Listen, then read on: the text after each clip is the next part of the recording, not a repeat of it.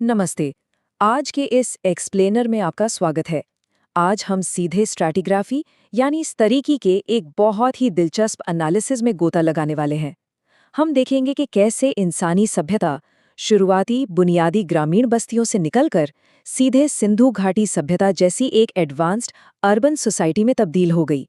तो चलिए बिना किसी देरी के शुरू करते हैं। अब देखिए, अगर आप आर्कियोलॉजी के स्टूडेंट हैं या इतिहास में गहरी दिलचस्पी रखते हैं तो आप जानते होंगे कि भौतिक संस्कृति यानी मटेरियल कल्चर को देखना कितना एक्साइटिंग होता है। टूटे हुए बर्तन हों या पुराने औजार, ये सिर्फ पत्थर या मिट्टी नहीं है, बल्कि ये एक टाइम मशीन की तरह हैं। जब हम जमीन की परतों में दबे इन अवशेषों की स्टडी करते हैं तो हमें पता चलता है कि समाज में तकनीक और संस्कृति का विकास कितनी तेजी से और कितने शानदार तरीके से हुआ था। तो आज के हमारे मुख्य विषय कुछ इस तरह है। पहला, गांव से लेकर शहरी केंद्रों तक का सफर। दूसरा, भौगोलिक विभाजन का मानचित्रण। तीसरा, खेती में गेहूं से कपास तक का बदलाव। चौथा, उपकरणों और शिल्प का विकास। पांचवां, शानदार संसाधन प्रबंधन। और अंत में पुरातात्विक निष्कर्ष। शुरुआत करते हैं हमारे पहले भाग से, गांव से शहरी केंद्र, जहां हम जीवन शैली में आए एक बहुत ही स्पष्ट और चौंकाने वाले अंतर को देखेंगे। अब इस विरोधाभास को जरा ध्यान से देखिए। एक तरफ हमारे पास कश्मीर के बुर्जाहोम जैसी जगह हैं। वहां क्या था? नवपाषाण काल के बिल्कुल साधारण से गर्तवास, यानी जमीन के अंदर बने गड्ढों वाले घर। ये घर उन्हें कड़ाके की ठंड से तो बचा लेते थे, लेकिन वहां कोई खास सामाजिक या ढांचाबद्ध प्लानिंग नहीं थी। जीवन बिल्कुल अलग थलग था। लेकिन वहीं दूसरी तरफ हमारे पास है परिपक्व सिंधु घाटी के बेहतरीन वेल प्लान्ड शहर, एकदम पक्के ग्रिड सिस्टम पर बसे हुए। मतलब एक ऐसा अर्बन प्लानिंग का लेवल जो उस वक्त दुनिया में शायद ही कहीं और देखने को मिलता। और जब हम प्लानिंग की बात करते हैं तो ये अनुपात देखिए, 1:2:4। सिंधु घाटी के लोगों ने जो ईंटें इस्तेमाल की वे बिल्कुल इसी सटीक अनुपात में पकी हुई और एक समान थीं।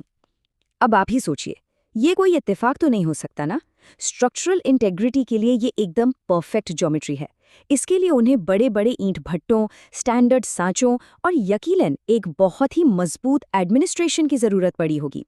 एक साधारण गड्ढे वाले घर से निकलकर ऐसी जबरदस्त इंजीनियरिंग, ये सच में एक बहुत बड़ी छलांग थी। अब एक और दिलचस्प बात जो इतिहास को समझने का नजरिया बदल देती है। टाइमलाइन कभी भी एक सीधी रेखा में नहीं चलती। रेडियो कार्बन डेटिंग हमें बताती है कि 2500 ईसा पूर्व के आसपास, जब सिंधु घाटी में एकदम एडवांस्ड शहर फल फूल रहे थे, ठीक उसी समय कश्मीर और मेहरगढ़ जैसे इलाकों में लोग अभी भी नवपाषाणकालीन जीवन जी रहे थे। है ना हैरानी की बात? मतलब एक ही समय में अलग अलग भौगोलिक क्षेत्रों में तकनीकी और सामाजिक विकास बिल्कुल अलग अलग स्तर पर था। चलिए अब आगे बढ़ते हैं अपने दूसरे भाग की ओर, भौगोलिक विभाजन का मानचित्रण यानी अलगाव बनाम विस्तार। इस बात को और अच्छे से समझने के लिए इन सीमाओं को देखिए। जहां एक तरफ बुर्जाहोम और चिरान जैसी नवपाषाण बस्तियां छोटे और बिल्कुल अलग थलग इलाकों तक ही सीमित थीं, वहीं सिंधु सभ्यता का विस्तार देखिए। उत्तर में जम्मू के मांडा से लेकर दक्षिण में महाराष्ट्र के दैनाबाद तक, और पश्चिम में बलूचिस्तान के सुतका गेंडोर से लेकर पूर्व में उत्तर प्रदेश के आलमगीरपुर तक। इस सभ्यता का फैलाव उस समय के मिस्र या मेसोपोटामिया से भी कहीं ज्यादा बड़ा था, और इस विशाल साम्राज्य को आपस में जोड़े रखने का काम करती थी प्रमुख नदियां और लोथल जैसे अहम बंदरगाह, जो उनके संचार और व्यापार की मुख्य धमनियां थीं। अब आते हैं तीसरे भाग पर, खेती। कैसे इन्होंने गेहूं से कपास तक का सफर तय किया और सरप्लस यानी अधिशेष उत्पादन शुरू किया। अगर हम खेती के डेटा को आमने सामने रखकर देखें तो तस्वीर एकदम साफ हो जाती है। मेहरगढ़ के नवपाषाण काल में लोग सिर्फ पेट भरने के लिए साधारण गेहूं उगाते थे, लेकिन सिंधु घाटी के आते आते ये लोग बड़े पैमाने पर सरप्लस एग्रीकल्चर करने लगे। और यहाँ असली गेम चेंजर क्या था? कपास। कपास सिर्फ खाने की चीज नहीं थी, ये एक ऐसा कच्चा माल था जिसने टेक्सटाइल और व्यापार की पूरी नींव रख दी। इसके अलावा उन्होंने चावल, दालें और तिलहन भी उगाना शुरू कर दिया। ये सिर्फ निर्वाह खेती नहीं थी, बल्कि एक पूरी कमर्शियल एग्रीकल्चर इकोनॉमी थी। और पता है, इस भारी भरकम सरप्लस को वो मैनेज कैसे करते थे? रबी फसल चक्र से अक्टूबर से मार्च के बीच सिंधु के किसान जल प्रबंधन के तो जैसे मास्टर थे। उन्होंने नदियों के बाढ़ चक्र को बहुत अच्छी तरह समझ लिया था। जब बाढ़ का पानी कम होता तो पीछे जो उपजाऊ जलोढ़ मिट्टी छूट जाती, ये लोग उसका भरपूर फायदा उठाते। बिना किसी बड़ी मशीनरी के, सिर्फ कुदरत के चक्र का इस्तेमाल करके इतना सारा अनाज उगाना, यही तो उनकी सबसे बड़ी सफलता और उनके शहरों के पनपने का राज था। हमारा चौथा भाग है विकास, उपकरण और शिल्प की कहानी। यहाँ आप एक बहुत ही साफ टेक्नोलॉजिकल गैप देख सकते हैं। कश्मीर और चिरांद में जहाँ लोग जानवरों की हड्डियों से बने बुनियादी औजारों का इस्तेमाल कर रहे थे, कश्मीर में तो कुत्तों को मालिकों के साथ दफनाने के भी सबूत मिले हैं, जो एक बहुत ही साधारण जीवन की झलक देता है। लेकिन सिंधु के लोग, वो इससे कहीं आगे निकल चुके थे। वो तांबे और सिरामिक के बहुत ही एडवांस टूल्स और बर्तन बना रहे थे। जरा उनके मिट्टी के बर्तनों के बारे में सोचिए।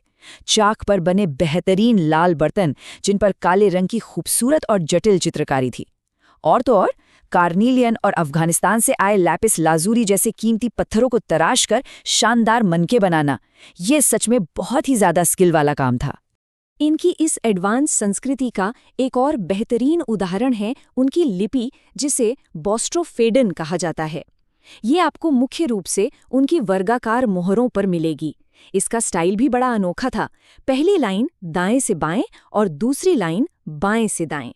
ये एक चित्रात्मक लिपि थी, और विडंबना देखिए कि आज की इतनी एडवांस टेक्नोलॉजी के बावजूद भी हमारे लिए ये लिपि एक रहस्य बनी हुई है। हम इसे आज तक पढ़ नहीं पाए हैं, लेकिन इसका होना ही अपने आप में इस बात का पक्का सबूत है कि उनका प्रशासन और उनका समाज बौद्धिक रूप से कितना आगे था। चलिए अब बात करते हैं भाग 5 की, मास्टरिंग संसाधन प्रबंधन, जो कि स्थानीय स्तर से शुरू होकर अंतर्राष्ट्रीय स्तर तक फैला था। सिंधु सभ्यता का व्यापारिक नेटवर्क कोई छोटा मोटा नहीं था, ये सचमुच इंटरनेशनल था। सोचिए, अफगानिस्तान की बदख्शा पहाड़ियों से वो कीमती लैपिस लाजूली पत्थर मंगवाते थे। इसके लिए उन्होंने बाकायदा शोरतुगई और मुंडीगाग जैसी जगहों पर अपनी व्यापारिक बस्तियां या गैलीचे कॉलोनियां बना रखी थी। और इन सारे व्यापार को ऑथेंटिकेट करने के लिए वो इस्तेमाल करते थे अपनी वो मशहूर वर्गाकार मोहरें। सामान पैक किया, गीली मिट्टी लगाई और मुहर से स्टैम्प कर दिया, माल एकदम सुरक्षित। ये एक ऐसा जटिल मैक्रो इकोनॉमिक सिस्टम था जो अपनी सीमाओं से हजारों किलोमीटर दूर तक कच्चे माल के आयात और तैयार माल के निर्यात को बहुत ही सलीके से मैनेज कर रहा था। अब आते हैं हमारे आखिरी और सबसे अहम भाग पर, पुरातात्विक निष्कर्ष, सभ्यता का चक्र। अब तक हमने जो भी लेयर्स या स्ट्रैटिग्राफी देखी है, वो इंसानी विकास की एक बहुत ही हैरत अंगेज छलांग को दर्शाती है। आप ही देखिए, कुछ ही हजार सालों के अंदर एक समाज जो छोटे छोटे गड्ढों वाले घरों में रहता था और सिर्फ अपने गुजारे भर की खेती करता था, वो एक विशाल इंटरनेशनल व्यापार करने वाले अर्बन एम्पायर में तब्दील हो गया। इंजीनियरिंग, पानी का मैनेजमेंट और कमाल की कारीगरी, ये मानव इतिहास के सबसे तेज और शानदार इवोल्यूशंस में से एक है। लेकिन इसके साथ ही एक बहुत बड़ा सवाल भी खड़ा होता है। इतनी जबरदस्त प्लानिंग, इतने सारे संसाधन और इतनी परिपक्वता हासिल करने के बाद अचानक 2000 ईसा पूर्व के बाद ऐसा क्या हुआ कि ये पूरी की पूरी सभ्यता ढहने लगी? उनका वो शानदार नगर नियोजन खत्म हो गया, व्यापार गिर गया और धीरे धीरे पूरा इलाका वापस उसी ग्रामीण और ताम्रपाषाण यानी तांबे और पत्थर पर निर्भर जीवन शैली में लौट गया, जहां से उन्होंने शुरुआत की थी। ये एक ऐसा रहस्य है जो आर्कियोलॉजी के स्टूडेंट्स को आज भी सोचने पर मजबूर कर देता है कि शायद सभ्यताओं के सबसे बड़े सबक उनके बनने में नहीं, बल्कि उनके खत्म होने में छिपे हैं। क्या लगता है आपको? सोचिएगा जरूर।